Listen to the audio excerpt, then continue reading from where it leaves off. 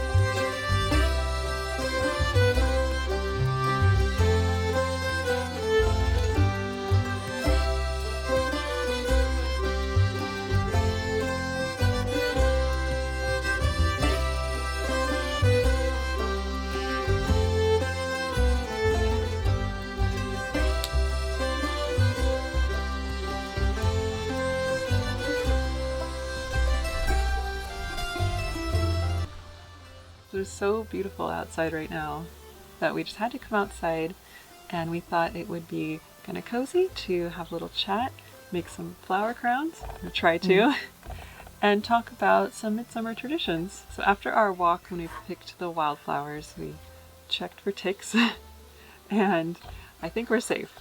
And these have been sitting out for a little bit, so I think all the bugs have kind of come off. Yeah. That's good? Yeah, I told them. Yeah. We told them to leave. Yeah. So we have our flowers, and we have some wire. Mm. I don't think it's enough for both of us. So I'm gonna try to make one without a wire. Yeah. And we'll see how that goes. 'Cause I always like making flower crowns for midsummer, but you haven't really worn them before. No, but the funny thing in Sweden is that you see both male and female wearing them. Yeah. So and it looks so good. So I said, next midsummer, you have to wear one too. Still, every time I kind of forget how to make a flower crown. Mm. So we'll see how this goes. And you have flowers there, and what I did pick some nice leaves like this, and we'll see how that goes. So if you could tell us a little bit about midsummer in Sweden. What is it all about? Well, midsummer occurs on the summer solstice, and that means that it's the brightest night in the whole year. And after that it becomes a little darker every day until the winter solstice, when that's the darkest time of the year. Yeah. But let's not go there now. Let's stay in the brighter times. Well, I think that's why midsummer is almost as big of a holiday in Sweden as Christmas, Yule. And it makes sense because there's really dark winters here and really bright summers, so it's something to celebrate. So the midnight sun is very cool. If you haven't experienced it, I can recommend it. It means that the night is just never start. The day never ends, and the sun will never go beyond the horizontal line. Yeah. And if you're really far up in Yeah. the north of Sweden, then you really get to experience it. Exactly. I've done that a few times, and it just so kind of surrealistic. It never gets dark. It's lovely. You'd never get tired, really. It is easy to see why you just want to stay up all night and just enjoy the magic of Midsummer. So a lot of people outside of Europe might not really know about these Midsummer, summer solstice traditions, or have celebrated them before. And I think it was only until the Midsommar movie came out, the horror movie in 2019, I think, that I feel like people started to understand, hear about this tradition. They got curious about it. But it's nothing like the movie, we have to say. We haven't even seen the movie. But from what we've heard, it's, about a cult and all that kind of stuff. And what can you say about that? And it's so far from the truth, what it is. It's just nowadays a family holiday in Sweden, and it's never been a cult at all. So the movie does not align at all. So don't be afraid of the Swedish Midsummer. It's actually a really beautiful summer tradition that brings like families and communities together. So what is a typical Swedish Midsummer celebration day like? Well, the day is filled with family fun. You go and watch a maypole, which is a little odd because it's in June. Well, in Swedish you call it a midsummer pole, right? Yeah. So typical Swedish midsummer celebration day usually starts with the flower crown making. Yeah. Right? Mm. And then everyone goes to their local community area. It's really nice. It can be anywhere, really. But the most traditional way, I think, is an open air museum, like an old traditional farm or similar. And then everyone gathers around the maypole, which they put up together. And what a maypole is, it's like a symbol of a cross and two wreaths that hangs, and they are like decorated with flower and leaves, and that's the one you dance around. And you sing a lot of songs, and like you have folk musicians sometimes playing, and the whole family is just dancing. And it's kind of funny songs, and if you read the lyrics, they don't really make sense. Like kid songs, kind of. Yeah. Like the small frogs. Is that one of them? Yeah, the small frogs. Små grodorna. Usually there's a little fika afterwards. And a lot of games. Tombola, like lottery. You can win like raffles and dinner somewhere. Yeah, a traditional dinner is usually herring and potatoes, and Sweden eat a lot of potatoes. And it can be anything, a lot of fish. And something with strawberries, so it has to be there too. Like a dessert, like with strawberries, and maybe like a cream cake with strawberries. It's really nice. Some people call it a night, some people party all night. So it's just a really magical evening. Yeah. And I think everyone, no matter age, can find their favorites and can find something that suits them. So I've heard a few old Swedish folklore tales about Midsummer Night being a night of magic. Yes. Can you tell us a few of them? I think you can hear a lot of different alterations throughout the country. They say that as many farms there is in Scandinavia, that's how many different ways you can do it. Like everyone do this. Everyone has their own story. Yeah. The most common is to pick seven different wildflowers in the midsummer night in silence. It has to be in silence. Yes. Why? Because you're gonna put them under your pillow and dream about the person you're gonna marry. Oh. So that's the most common one, the most famous thing you do, I think. Since the Midsummer Night in particular was so filled with magic, there was a different like health tips you could do. Like one was to use the morning dew and like walk barefoot in it and like wash your face with it. And that would make you... It would make you healthy? Healthy, until over the whole year. So there's just something so charming about these old traditions. And I thought why don't we give it a try? Yeah. I mean, we've already found true love, so we don't need to dream about our finding our true love. But I thought it might be a really nice grounding experience to go out under the midnight sun with our flower crowns in silence and just take in our surroundings and try to find 7 different sorts of flowers and put them under our pillow. And maybe we'll have magical midsummer dreams. And then maybe we'll even walk in the morning dew so we can be healthy all year. Yes. We can need that. Yeah, can't hurt. Maybe the root of it all is that being out in nature is just, good for your health, your well-being. And nature is magic in a way. It really is. Yeah. And it feels extra magical in midsummer. Let's try to finish these.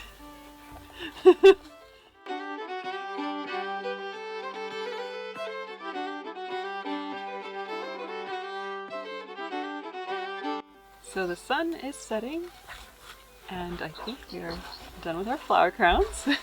How did yours turn out? Mine's a little rustic. How about yours? I would call it rustic too. I went more love- for the kind of leafy sort I of. love, the greenery is really Yeah. nice. And so I think we'll Yours have to- is beautiful. Thank you. It's not too bad. It's not my best, but it's fun. It's relaxing activity, I have to say. Feels like you're very connected with the Yeah. flowers and hearing the birds and everything around you. It's so peaceful. So I think we'll go freshen up before we take our magical midsummer walk. Yeah. Yeah. Believe it or not, Silence. it's almost midnight. It is. And the mosquitoes know it though. So from now on, we're gonna let the silence speak. As we are gonna go look for some midsummer magic in the nature. We are.